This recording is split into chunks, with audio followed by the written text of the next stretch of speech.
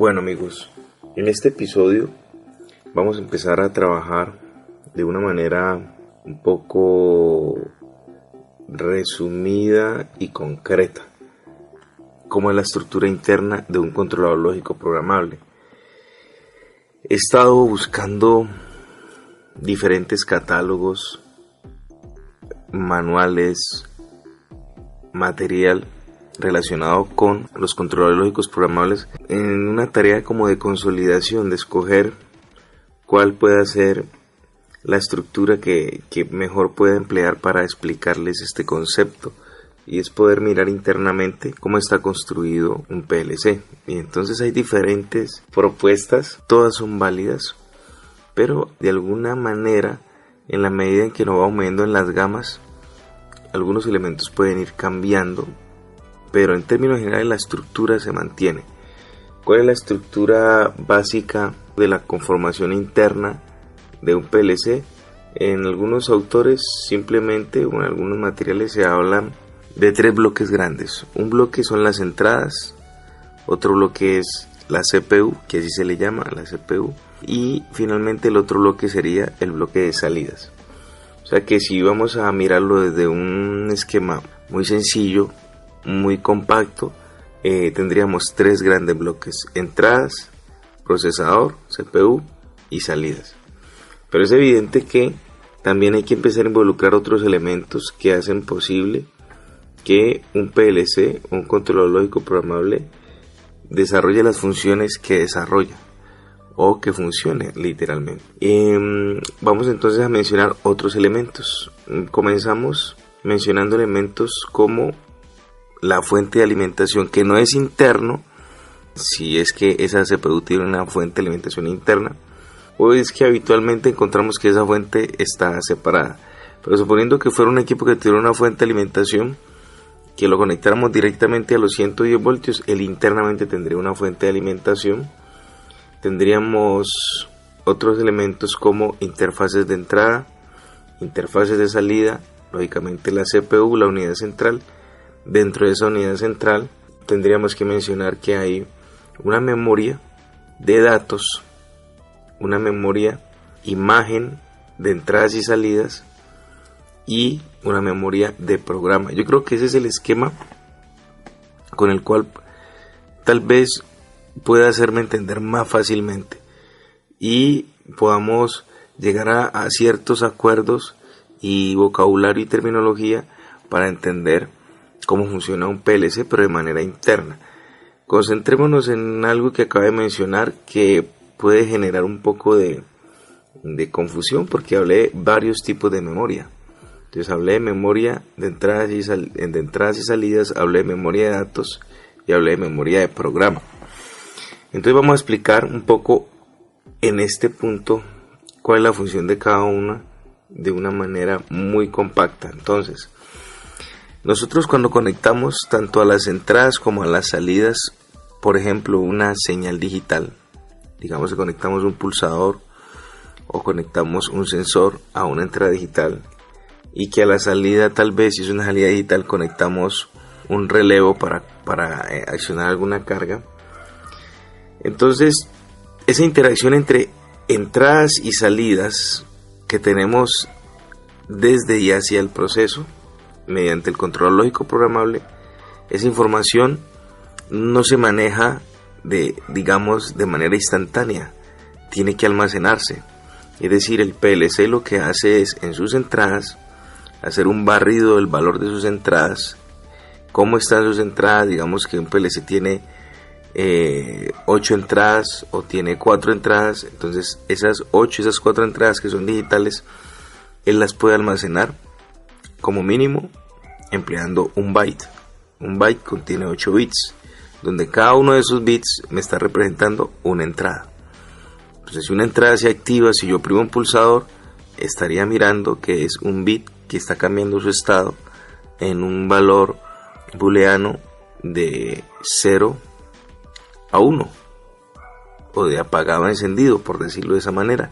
Pero eso se está almacenando en memoria, y cada un determinado tiempo, que eso es cada ciclo, él va a ir a hacer esa actualización. de los valores de las entradas y los va a guardar en la respectiva memoria, que es conocida como una memoria de imagen. Es decir, que hay un reflejo de lo que físicamente tenemos en las entradas. Ese reflejo va y entra a la memoria en sí del PLC y sería un área de memoria que sería de entradas y salidas. Existe otro tipo de memoria que es vital aquí, que es en donde nosotros ejecutamos y descargamos todas nuestras estrategias de control, nuestras secuencias de control o cualquier técnica de control que tengamos establecido para aplicársela al manejo de un proceso, y es la memoria de programa.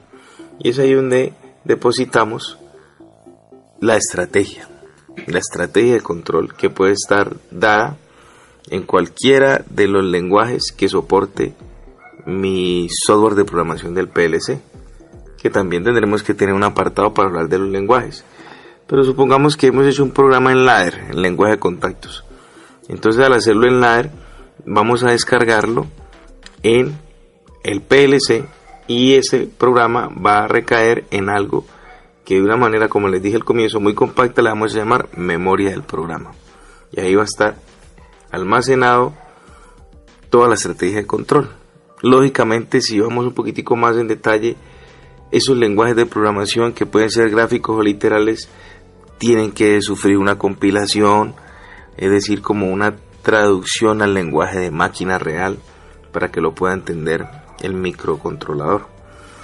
Bueno, y la otra memoria es la memoria de datos, que son memorias que utilizamos, con las que nos apoyamos para ejecutar nuestras estrategias de control. Entonces, tal vez estemos utilizando un valor que está guardado en memoria, no proviene ni de entradas, no proviene del exterior, no es una entrada digital, sino que son valores que yo he utilizado o he creado y que están guardados en memoria, y esos valores los empleo para poder conformar mi estrategia de control o apalancar mi estrategia de control. En esa memoria de datos también se considera, en algunos digamos manuales y en algunos autores, se considera que podríamos tener allí también información de lo que son los temporizadores y los contadores, que se emplean, vuelvo y repito, dentro de la lógica de control para poder desarrollar mi estrategia. Entonces, ya mirando como las memorias, las tres memorias que mencioné, podemos entonces ya decir que la unidad central, la CPU, tiene los elementos suficientes para poder desarrollar una estrategia de control, para poder recibir información del exterior, de acuerdo a esa información generar una secuencia, una lógica que está asociada a esa información, muchas veces directa, que proviene de las entradas, y luego vamos a tener una escritura en las posiciones de memoria de salida digamos en la imagen de memoria de salida, para que luego esos valores se reflejen a las salidas reales. Yo creo que ahí, a grandes rasgos, hemos mencionado los elementos que conforman o que internamente componen un PLC. Se han quedado otros temas por fuera, porque hay muchas discusiones frente, la unidad central, qué tipo de tecnología se está utilizando. Normalmente, para los PLCs que tenemos de uso común, se están empleando son microcontroladores. Y hay una diferencia entre lo que es un microcontrolador y un microprocesador.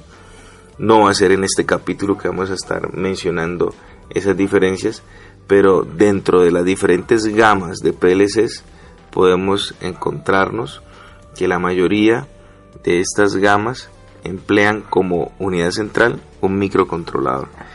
Lo voy a colocar de esta manera, a ver si también lo podemos ligar a algo más familiar frente a estas tecnologías, o lo que en algún momento algunos de ustedes hayan visto, y es el famoso Arduino. el famoso Arduino, ya sea el Arduino Uno, el Arduino Mega, que es este tipo de hardware open source, sería un buen ejemplo de cómo tenemos un equipo con la capacidad de ser programado, que recibe información de las entradas y que luego, dentro de lo que yo tenga como código programado, descargado en ese microcontrolador, podré generar algunas acciones a través de las respectivas salidas. Es un equipo, una tarjeta pequeña, una tarjeta que tiene sus componentes al aire, se puede ver exactamente qué tiene por dentro. Y entonces podríamos decir que ahí nos sirve de guía. Nos sirve de guía para poder tener un símil con lo que es un controlador lógico programable. Ahí tal vez se pueden adicionar cosas que serían necesarias para poder considerarse que es un equipo que podría entrar a la industria. Tal cual esa tarjeta desnuda no puede entrar directamente a la industria por la hostilidad, por los ruidos, por el ambiente como tal industrial. Entonces tendríamos que tener un case con unas especificaciones y unas características. Pero en cuanto a lo eléctrico, podríamos decir que si agregamos unos módulos de, digamos, salidas tipo relé, entonces unos módulos con unos relevos a ese Arduino, ya podríamos entonces aparecernos, digamos, podríamos empezar a tener cierta funcionalidad muy ligada a lo que hace un controlador lógico programable. Entonces miren que es un buen ejemplo como para ver una estructura interna, porque tal vez decirle vamos a destapar un PLC, pues no van a tener, los que están escuchando este podcast y nunca han visto un PLC, pues mucho menos van a tener la oportunidad pues de destaparlo, pero sí es como más asequible un Arduino, hay mucho más material. Entonces uno podría ver que internamente podríamos tomar ese símil para entenderlo. Y existen muchas iniciativas que voy a dejar en los comentarios del podcast. Voy a dejar algunos enlaces para que vean cómo algunas empresas, porque ya he visto varias, utilizan como elemento de trabajo internamente un Arduino y han creado un PLC, es decir, un PLC basado en Arduino. Y lógicamente, pues para que pueda cumplir con todos los requerimientos mínimos de un controlador lógico programable, se han tenido que hacer algunos ajustes. Y ese es un caso bien interesante porque podríamos hacer el símil de ver el Arduino cómo está en su forma original y cómo se ha tenido que transformar para que pueda entrar a la industria y se ajuste a estos parámetros de diseño que hemos mencionado, que encontramos en la estructura interna de un PLC.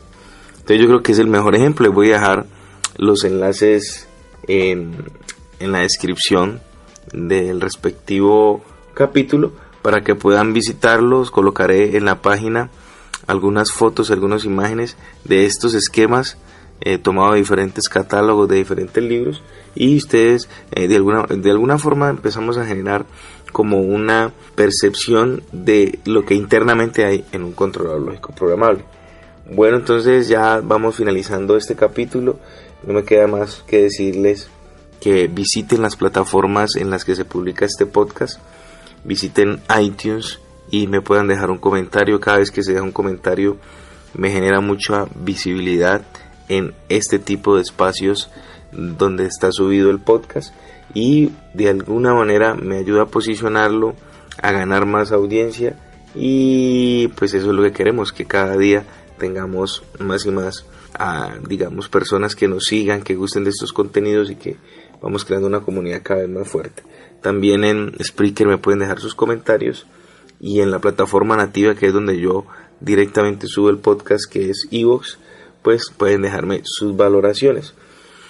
Ya saben que mi correo para preguntas, inquietudes, ampliar algún concepto o plantear temas que puedan venir más hacia adelante, me podrían escribir a info@eimug.com, o simplemente si van directamente al enlace donde está la ampliación de la información en cada capítulo, abajo hay un comentario que se engancha directamente con mi página y podríamos tener una interacción. Yo creo que en el próximo capítulo nos estaremos preparando para hacer una sesión de preguntas y respuestas, recogiendo varias inquietudes que me han llegado a través del correo electrónico y otras a través del Twitter.